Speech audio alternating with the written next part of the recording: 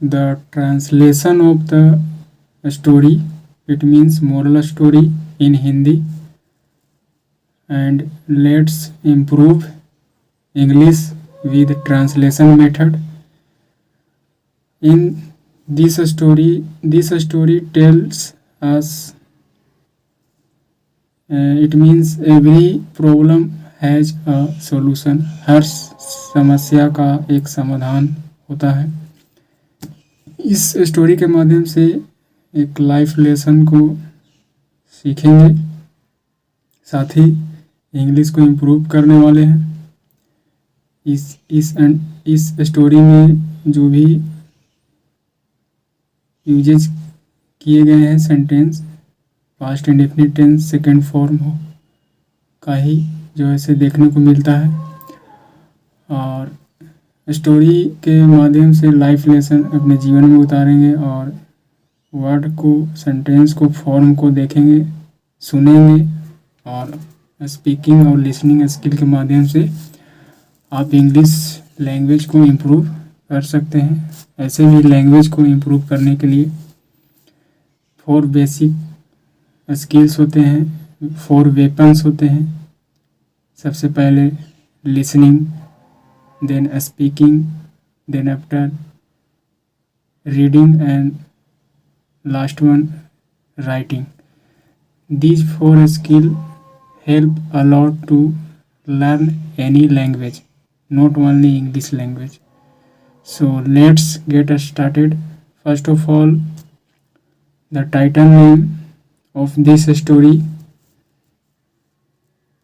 The Weight of a Pumpkin. Weight मतलब तौल, माप, वजन। यहाँ पर नाउन का इंडिकेट कर रहा है वर्ड, आर्टिकल द लगा हुआ है।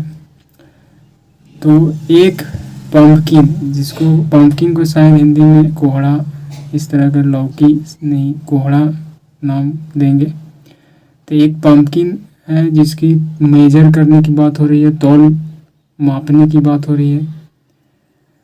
सो ऐसे स्टोरी में पिक्चर के माध्यम से यहाँ पर इस पंपकिन को आप देख सकते हैं। बाकी जो ऐसे इन दिस स्टोरी, इस स्टोरी में ऐसा बताया गया है कि इस स्टोरी के माध्यम से ऐसा इसमें मेंशन किया गया है कि हर समस्या के पास एक समाधान भी होता है। सो आइए पढ़ते हैं इस स्टोरी को हिंदी में और एंजॉय करें। लिसन केयरफुली, ध्यान से सुने, अंडरस्टैंड, समझे। सो फर्स्ट पैराग्राफ है, one day a teacher was going to another village. कहा जा रहा है कि एक दिन मतलब एक दिन की बात है ऐसा। अ टीचर, एक शिक्षक जो है, गोइंग टू अनदर विलेज, वह जा रहे थे एक दूसरे गांव में। सेकंड पैराग्राफ, सडनली, अचानक से, सम डकैट्स, डकैट डाकू, लुटेरा कह सकते हैं, सम डकैट्स। यहाँ पर सम के साथ कोई भी नाउन आएगा, प्लूरल फॉर्म होगा, जैसे सम बॉय नहीं, some boys, some mangoes, some girls, some books. इस तरह से सम डकैट्स, कुछ लुटेरे, ब्लॉक्ड हिज वे, यानी कि एक शिक्षक जो है से दूसरे गांव जा रहे थे तो अचानक से कुछ डकैत, कुछ लुटेरे कह सकते हैं, ब्लॉक कर लिया रास्ता को, यानी कि जिस रास्ते से जा रहे थे शिक्षक उस रास्ते को ब्लॉक कर लिया, यानी कि बाधित कर दिया, रोक दिया। द चीफ डकैट आस्क्ड मतलब पूछा गया, पूछना। कहा जा रहा है कि जो मुख था, उस जो लुटेरे थे उनमें से सबसे चीफ जो मुख था, डकैट आस्क्ड, पूछा, हु आर यू, तुम कौन हो।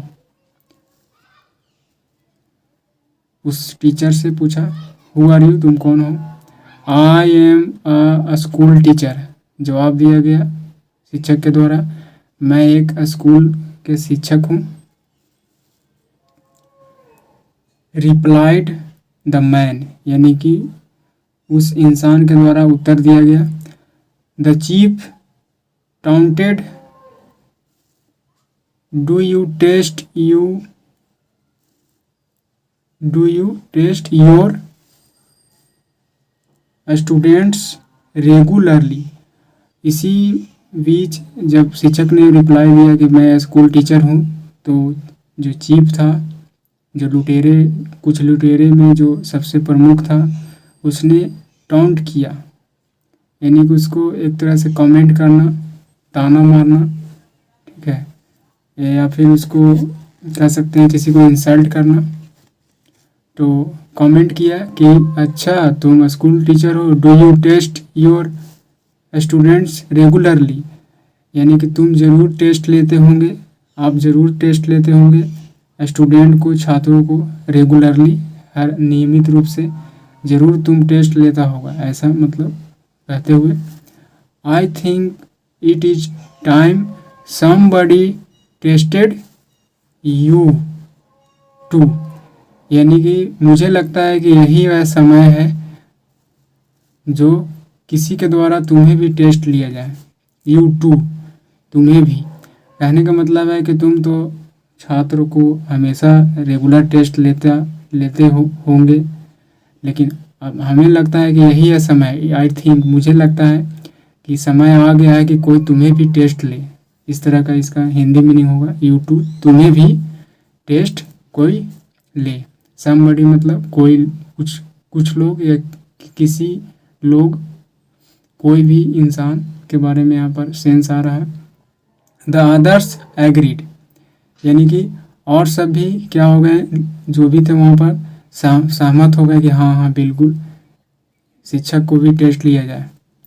So the chief picked up, तो इसीलिए वह जो ऐसे लुटेरों में सबसे जो प्रमुख था वह उठाया, पिक्ड अप, क्या उठाया, अ लार्ज पम्पकिन, एक बहुत बड़ा सा पम्पकिन, जिसको कोहड़ा हिंदी में कहा जाएगा, एक खाद्य पदार्थ है, सब्जी बनाने में इस्तेमाल किया जाता है। अ लार्ज पम्पकिन, लार्ज मतलब बहुत बड़ा सा पम्पकिन, जो ऐसे पिक्ड अप, यानी कि उठाया, जैसा कि पिक्चर में देख सकते हैं इस पम्पकिन को, जो शिक्षक के द्वारा शायद रखा हुआ है हाथों में। तो पिक उठाया एक बहुत बड़ा सा pumpkin, he gave it to the school teacher, और उसने क्या किया, दिया, इट, यानी इट किसके लिए, पम्पकिन के लिए, उस कोहड़े को स्कूल टीचर के हाथों में दिया, मैंने उसको दिया। एंड ही सैड, और उसने कहा, guess the weight of this pumpkin, अंदाज़ा लगाओ, गेस करो कि इस पम्पकिन का वेट क्या हो सकता है, मतलब अंदाज़ा लगाने के लिए, अनुमान लगाने के लिए, गेस करने के लिए कहा गया। यानी उस चीफ जो था डकैत, उसने कहा स्कूल टीचर को, we will weigh it afterwards, और जब तुम गेस कर लोगे तो हम लोग क्या करेंगे, वे करेंगे, तौलेंगे, ईट, इसे, इसके बाद, यानी तुम्हारे गेस करने के बाद, तुम्हारे सवाल जो दिया गया है उसका आंसर देने के बाद हम लोग फिर से क्या करेंगे, वे, यहाँ पर भाव है, और वेट मतलब वजन होता है, माप, तौल, और वे मैंने तौलना होता है। फिर उसके बाद हम इसे वजन करेंगे, तौलेंगे, इसके बाद तुम्हारे बाद, आफ्टर वार्ड्स मतलब के बाद। इफ़ यू आर राइट, और ऐसा करने के बाद यदि तुम सही निकले, यानी तुम सही रहा, तुम्हारा वजन गेस सही रहा, अगर तुम सही रहोगे, मतलब तुम्हारा जो वजन किया हुआ सही रहेगा, I will let you go unharmed, तो तुम्हें क्या किया जाएगा, यू विल गेट, यानी कि तुम्हें क्या किया जाएगा, unharmed, I will let you go unharmed, harmed मतलब होता है बिना नुकसान पहुँचाए हुए, यानी कि तुम्हें छोड़ दिया जाएगा। लेट गो मतलब छोड़ देना, तुम्हें छोड़ दिया जाएगा बिना किसी नुकसान के, बिना तुम्हें नुकसान किसी तरह के किए बिना छोड़ दिया जाएगा यदि तुम्हारा सही रहे, यानी तुम्हारा आंसर, तुम्हारा अंदाज़ा, तुम्हारा गेस सही निकला।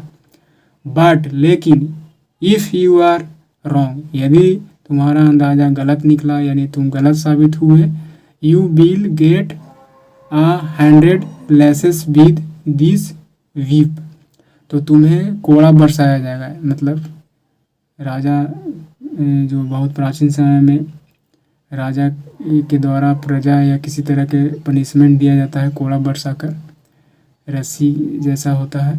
यू विल गेट 100 लेसेस, यानी कि तुम्हें जो ऐसे इस चाबुक से मतलब कि तुम्हें जो है से सज़ा दिया जाएगा, 100 टाइम पीटा जाएगा। जैसा कि देख सकते हैं चीफ के कमर में बंधा हुआ है शायद चाबुक, शायद ये है एक रस्सी जैसा होता है, उसे मतलब सज़ा दिया जाता है किसी अपराध किए जाने के बाद। तो मतलब रस्सी से पिटाई की जाएगी, मतलब 100 बार। नाउ द टीचर थाउट, हमेशा हमने बताया है कि सेकेंड फॉर्म होते हैं स्टोरी में, जितनी भी स्टोरी है फास्ट टेंस से ही रिलेटेड होती है और ज़्यादातर सेकंड फॉर्म में ही होती है। देखिए थिंक का सेकंड फॉर्म थाउट होता है। तो नाउ द टीचर थाउट, यानी कि अब जो है से शिक्षक थोड़ा सा सोचा, मतलब हार्ड एंड रिप्लाइड, थोड़ा सा रूखे और कड़े मतलब विचार में सोचा और उत्तर दिया, रिप्लाइड। दिस पम्पकिन वेज यहाँ पर जो है से भाव का रोल इस वर्ड कर रहा है। This pumpkin weighs exactly as much your head sir. फिर उसने थोड़ा सा रुककर जो है टीचर जो है से सोचा और थोड़ा सा रूखे कंडीशन में था और उसने उत्तर दिया सोचकर कि यह जो पम्पकिन है तौलते हैं यानी वजन होता है, एग्जैक्टली मतलब ठीक वैसा ही उतना ही होगा, एज मच योर हेड, जैसा कि आपके जो हेड है, आपका जो सिर है, उसके वज़न के बराबर ही यह पम्पकिन जो है से जो वज़न पम्पकिन का होगा वही आपके हेड के बराबर, ऐसा मतलब अनुमान लगाते हुए कहा, उत्तर दिया।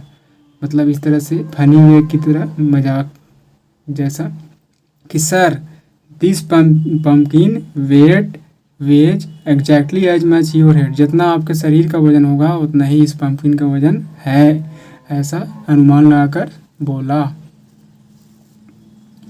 Now this could be